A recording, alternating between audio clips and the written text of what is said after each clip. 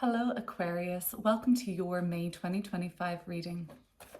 I'm going to start by pulling 3 cards for your sign, and I'll continue pulling cards from the deck throughout this reading to go deeper on the messages that are coming through. And let's just jump right in and see what May 2025 has in store for your sign.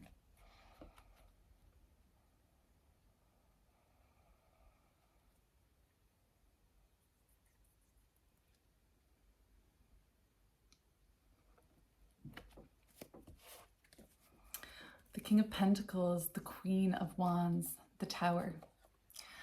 There could be some sudden visibility this month for you. There could be some sudden windfall of resources or abundance that is possible when we see these cards lining up together. You could be surprised and experiencing breakthroughs with the kinds of people that come into your life this month. The people that come in seem largely very, very positive. So let's see what I'm getting for starters before we start pulling some more cards. May is a month of material abundance. It seems like you're really pleased with what you have accumulated. This could also just suggest some sort of permanence in your life, a permanent contract, a client or a job prospect that seems to really be kind of like repeating, or something that seems like pretty substantial. Maybe in your chosen career field, or your what you do, your raison d'etre even, seems to be something that's at this time very enduring. You could see yourself here for a while doing what you're doing and thriving, really. That's the King of Pentacles. So the King of Pentacles could also just suggest a physical and emotional message too. Physically, you're feeling strong and healthy. Emotionally, you're feeling embodied and comfortable taking up space where you are. And, sometimes like this Taurus energy of the King of Pentacles, it's a very embodied, right? It's not showy, it's not flash, it's not putting on a show or display. But if you want to do that, the Queen of Wands suggests that May actually might be a time to be more of a show-off, to get yourself out there, to be seen. You're feeling very attractive, and you might be magnetizing, like this Queen of Wands, towards you opportunities to make more money, to secure the bag, or to make something more stable in your life. You might be magnetizing towards you just more eyes, more interest. This also suggests that you're feeling very confident this month too. Now the Tower, we're going to have to pull cards to clear this up, because typically the Tower is indicating some sort of an eventual clean slate. But in order to get to something very pure and authentic on a soul level, and to really live in alignment with our authenticity, sometimes some of the falsehoods or pretense needs to be stripped away. And quite often we have an egoic attachment, and I think that's the crown popping off the Tower.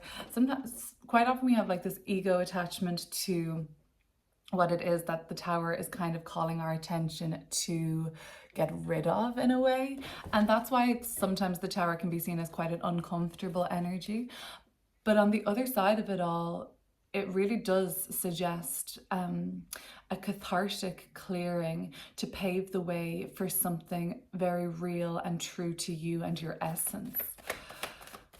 So Aquarius, if this reading resonates, or if you like the style of this reading, I've got an alternative May 2025 reading linked down below, which is going to really look at like the last 2 weeks for you and all the way through the month of May. It's kind of like more of a 6-week bird's eye view.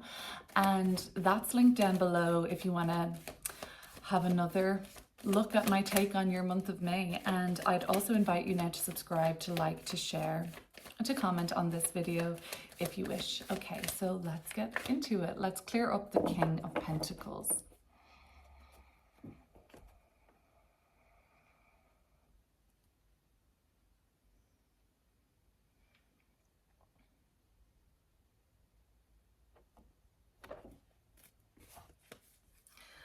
Queen of Swords and the Nine of Swords.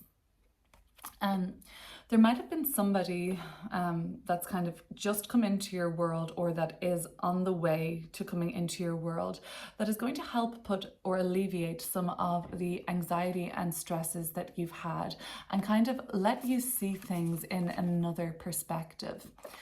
So quite often we have trusted confidants or therapists that can show another perspective, another point of view, and this can really help to alleviate some of the fears, be them rational or totally irrational, that we have been carrying.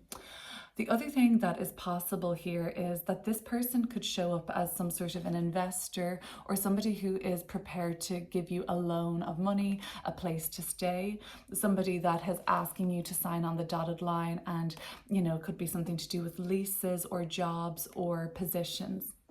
And this just helps to take the burden off your mind and the kind of worry about what's happening next. Basically, May is trying to, well, you may see throughout the month of May, with opportunities that are coming in and circumstances that are unfolding, that it's actually going to be a time in your life where you're seeking security, stability, and seeking to thrive. And you've got helpful hands here. Just with all these court cards, 2 queens and a king so far, these can represent different people. I don't think all of these people are you. So I think that you're kind of getting some assistance in various ways this month. But if this Queen of Swords and 9 of Swords is you, this would suggest that, you are still kind of blocked on your vision because of some sort of an irrational fear. Or rational, right? Okay, I just want to let that be known.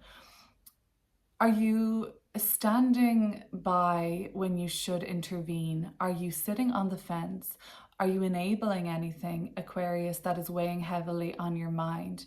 Because I actually think that you see something clear as day, but you don't think it's safe to or wise to express this. But it's kind of setting off some sort of mental anguish or turmoil then for you, because you see something clear as day, plain as day, and it's so blatantly obvious to you, but because it's potentially a delicate situation or not your journey, and not really then in your position, you think to intervene. These are some of the thoughts you're having. You kind of stifle what you know to be true, and spend a lot of time worrying about it, or a lot of time being triggered by it. Therefore, it's probably like a very valid concern, and maybe, sometimes it's really hard to just be a bystander when things are objectively right and wrong, and that there are objective right or wrongs in a sense, right? Am I wrong to say that? I think that, like, at the bottom of the deck here, you've got the Justice card peeking through near the bottom of the deck. Like, some things are unjust, some things are objectively true and not. And I think what you're witnessing is some sort of a having to play along with something that to be a cause of pain for people, people you even care about, and a cause of great concern for you. I don't think it's your concern, because I see very much in a King of Pentacles energy of like feeling very strong and secure and stable. So I don't think it's like I'm trying to be like, maybe get into your perspective here. I don't see you saying things like, I'm so worried about this, like in terms of how it will affect you. Well, you might be, but it does seem like you can just see something very clearly, and how wrong it is and how disturbing it is, and you can't do anything about it, or you feel like you shouldn't. That's possible. Okay, Queen of Wands. All right, let's see what's coming through with the Queen of Wands for you, Aquarius.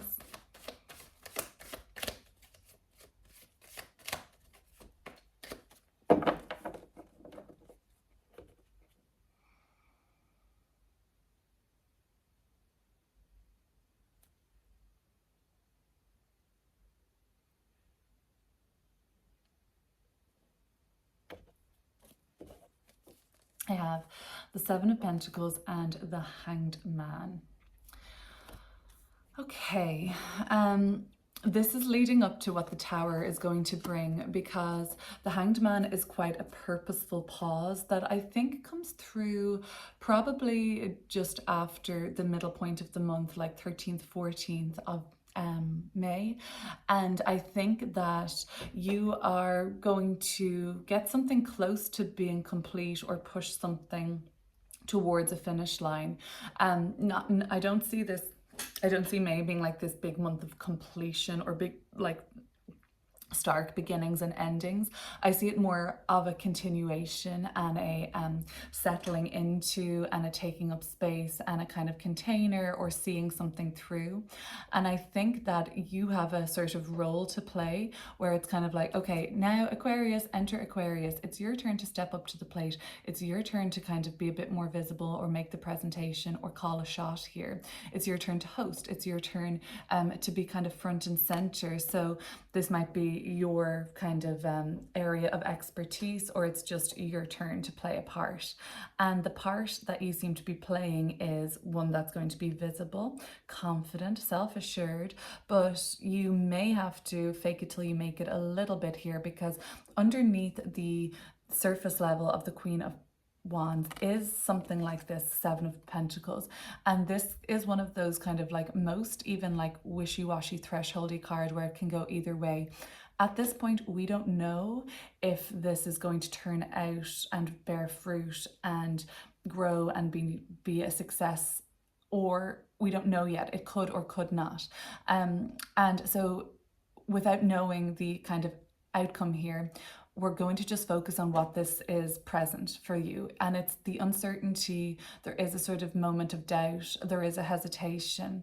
And I think Queen of Wands is so sure and confident that you might have to fake it till you make it. A bit of wishful thinking wouldn't go astray either here, but basically, this could go well, and that's the kind of idea here. You know, you may have put enough work in here, you may have done exactly what's needed for this to be exactly how you hope it to be and meet your expectations. So that is just having confidence in what you've done so far, confidence in the efforts you've made, the time you've spent, and the care that you've put into this.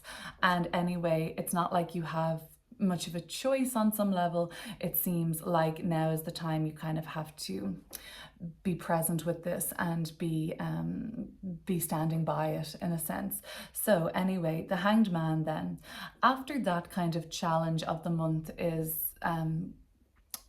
kind of out there and you've addressed it, or you've seen it for what it is, and maybe even some of you have gotten results from that challenge, you know, the Hanged Man steps in to kind of say like, okay, there's nothing much more you can do about this. It's more about you kind of reflecting and taking stock and maybe having learned from it. There is like a possibility for this to go either way with the Seven of Pentacles. I can't really call it, but maybe when we see the Tower unfolding, we'll get a clearer answer.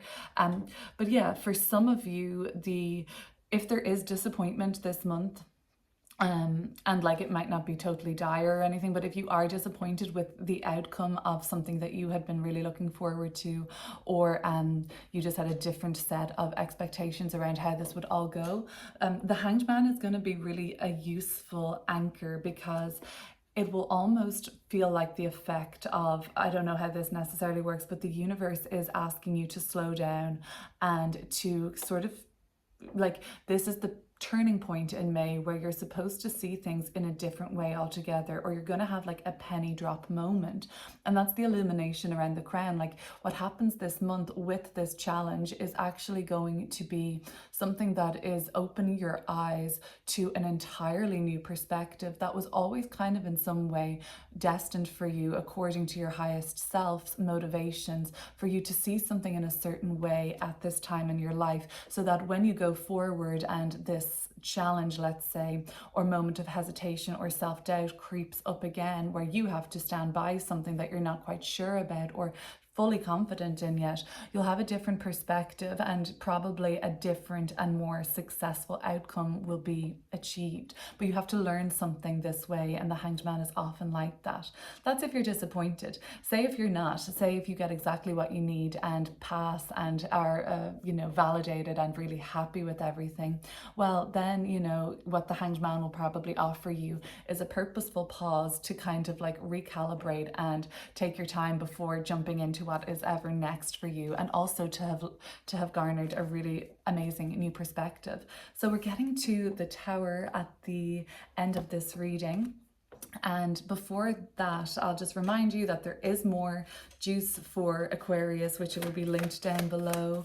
I do like to go pretty deep in these readings, and to do that I need time, and I don't have a whole lot of time allotted to the YouTube portion of my weekly routine, my monthly routine. I have a really young child that I'm looking after, and I'm solo parenting at the moment, so I have so much, I'm relying on, you know, grandparents and things like that to lend a hand. And when I get a hand lended, I'm jumping on here to get some readings done for you guys. But that being said, subscribe, like, share, comment, and let's get into the Tower.